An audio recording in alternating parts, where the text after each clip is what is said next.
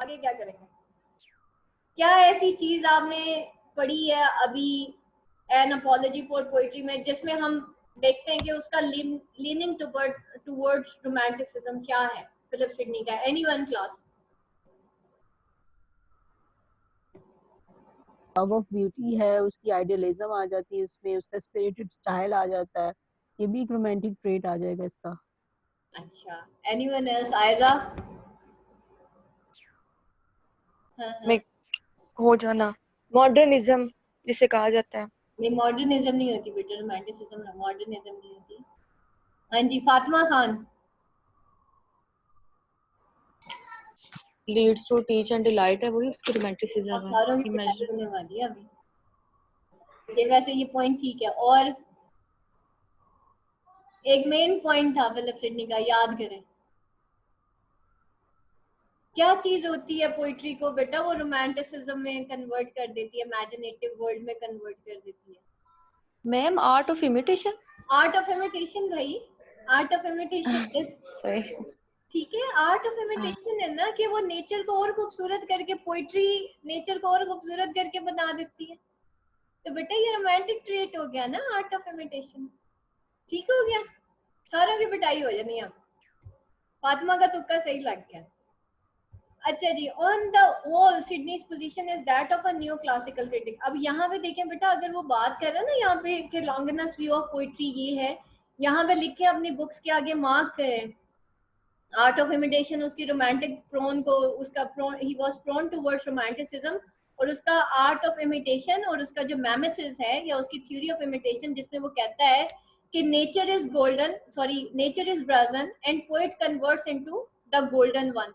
तो बेटा वो वाला जो इसका मेन पॉइंट है वो क्या है? वो रोमांटिसिज्म ही तो है कि जो रियल वर्ल्ड है वो तो ब्रेजन है, लेकिन पोएट उसको ट्रांसपोर्ट कर देता है इनटू द गोल्डन वन। और लॉन्गिनस के व्यू पॉइंट के हिसाब से देखा जाए तो क्या है, poetry has the power to transport, इंसान एक इमेजिनेटिव वर्ल्ड के अंदर ले जाता है, चला जाता है। जॉन कीट्स की इसके अंदर मिसाल जरूर दीजिएगा, ऑटो नाइटिंगेल। ठीक है, तो एग्जांपल्स आपने देनी है, ऑटो नाइटिंगेल की दे सकते हैं, ऑटो ग्रेशियन अर्न की दे सकते हैं, Wordsworth as a poet of nature उसकी दे सकते हैं कि उसको उसमें गॉड नजर आता था। वर्ड्सवर्थ की लिरिकल पोइट्री जो है उसके बारे में आप बता सकते हैं। ठीक है, तो ये एक दो एग्जाम्पल, दो नहीं, मतलब आपको जहां पे बेटा जो एग्जाम्पल फिट होती हुई नजर आती है। Criticism is a vast subject, कुछ भी ऐड कर सकते। ठीक है, अच्छा जी, on the whole Sidney's position is that of a new classical critic. ठीक है, अब देखते हैं कि वो न्यू क्लासिकल क्रिटिक कैसे है। न्यू क्लासिकल क्रिटिक के अंदर आप देखें मॉडर्निज्म में या रोमांटिसिज्म में बहुत सारे ऐसे लोग थे जिन्होंने थ्री यूनिटीज को निगेट कर दिया था। ठीक है, अरिस्टोटल पोएटिक्स की, लेकिन this is clearly to be seen in his view about the three unities and about the form of drama which came to be known as ट्रेजिकॉमेडी।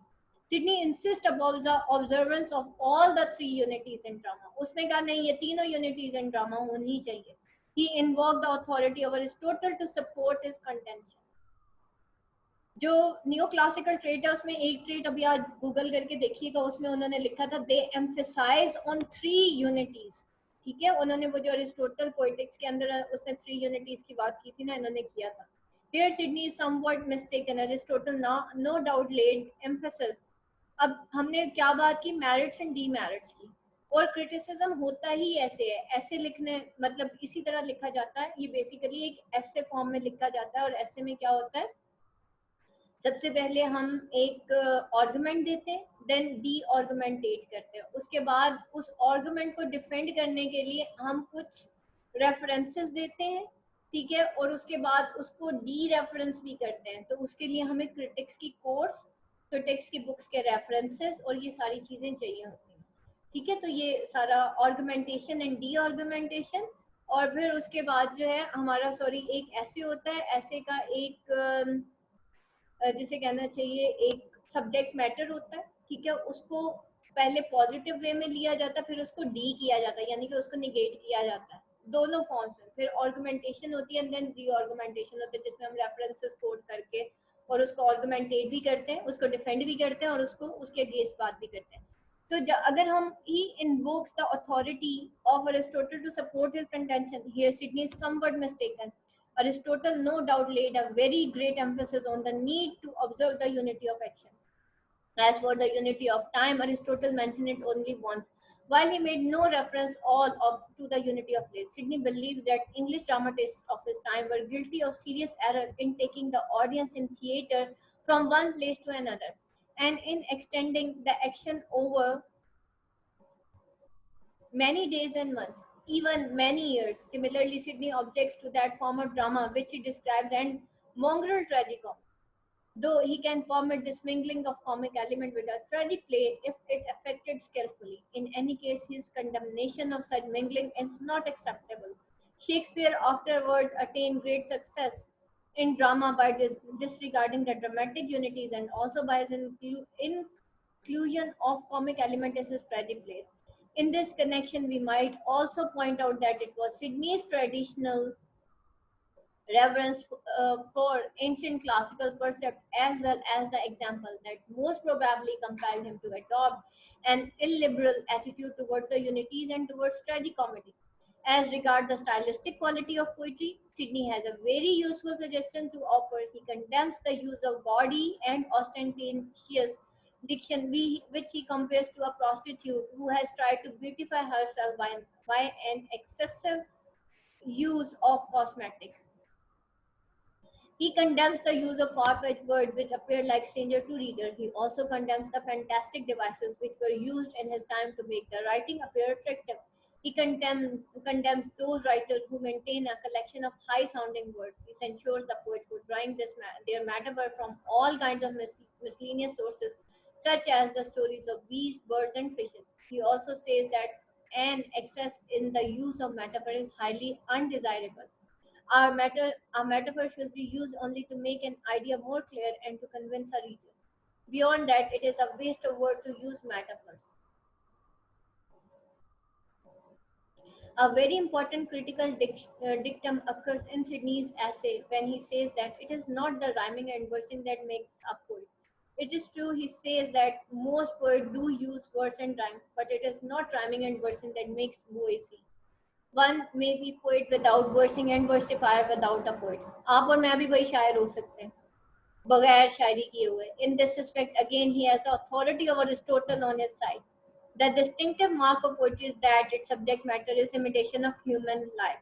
सबसे बड़ा distinctive mark of poetry ये है कि उसका subject matter क्या है कि वो human life को imitate करता है, human nature को imitate करता है. What is literature? Literature is basically related to the life of human beings, the experience of the human beings.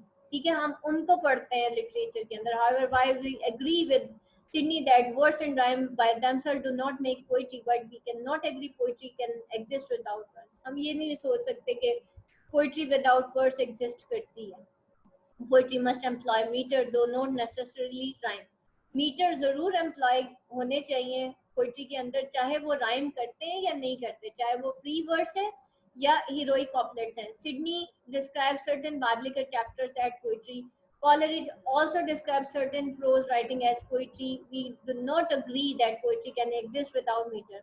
Rhyme is, of course, not at all essential to poetry, though it has its merit, yet meter is indispensable. It is true that even Wordsworth declared that meter was not indispensable to poetry, but even then he at the same time pointed out some of the uses of meter.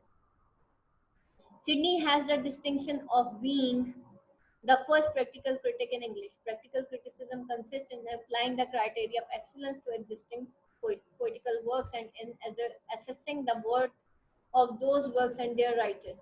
Many remarks, both critical and appreciative, are to be found scattered through Sydney's essay. He offers concrete illustrations in support of general statement which he makes about the literary work. For instance, he says that the earliest form of composition or poetry, he gives reference of Homer and Hesiod, who were the earliest writer and who were poets.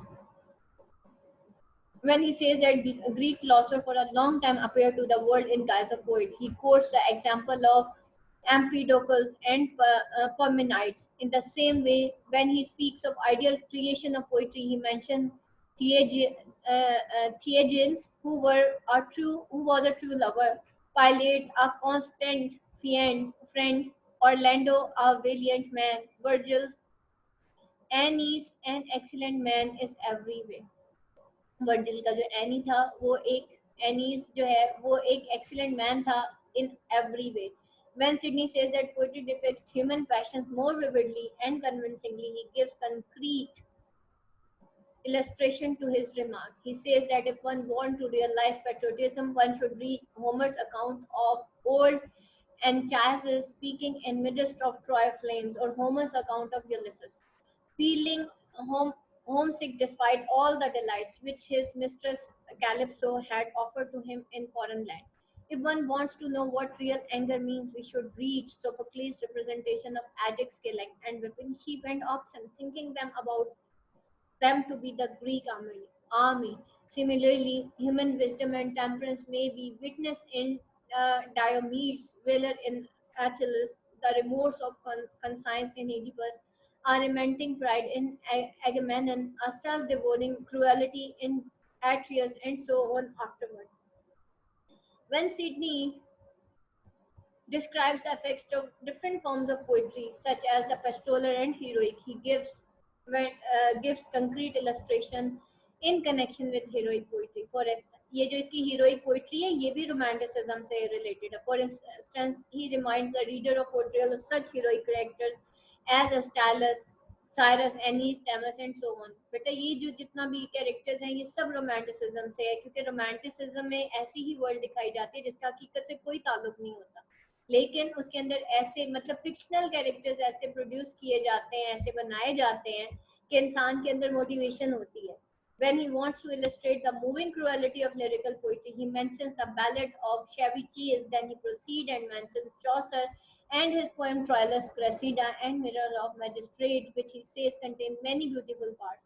ये सारी चीजें neo classical और उसके romantic as a romantic critic को show करती है. He mentions the Earl of Surrey's lyric.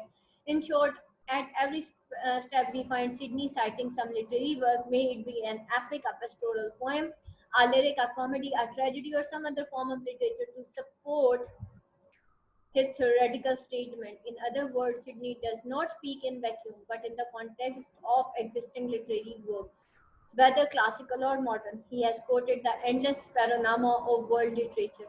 There can be no doubt at all Sidney was the initiator of practical criticism, and this is undoubtedly his valuable contribution to English literary criticism. But all his pronouncements about literary works are not necessarily acceptable. He has some limitations as practical critic. For instance, he ignores the Century Tale, Canterbury Tales. While paying a compliment to Chaucer, he ignores Sir Thomas White while mentioning the Earl of Surrey, and he omits the certain other commendable works in appreciation of existing works. Also, he shows too much bias against some classical work. For instance, he finds fault with God the book for its violation of unities. Similarly, he condemns mingling of the comic with tragic in English plays, while excused in some of ancient dramas. His moral and didactic approach to literature has already been criticized. However, despite his reputation, Sidney deserved the highest place as a critic of literature. ये जनाब आपका आज का lesson and हो गया है. इसको आज पढ़ लीजिएगा, इसके पॉइंट्स बना लीजिएगा. असाइनमेंट करने की ज़रूरत नहीं है.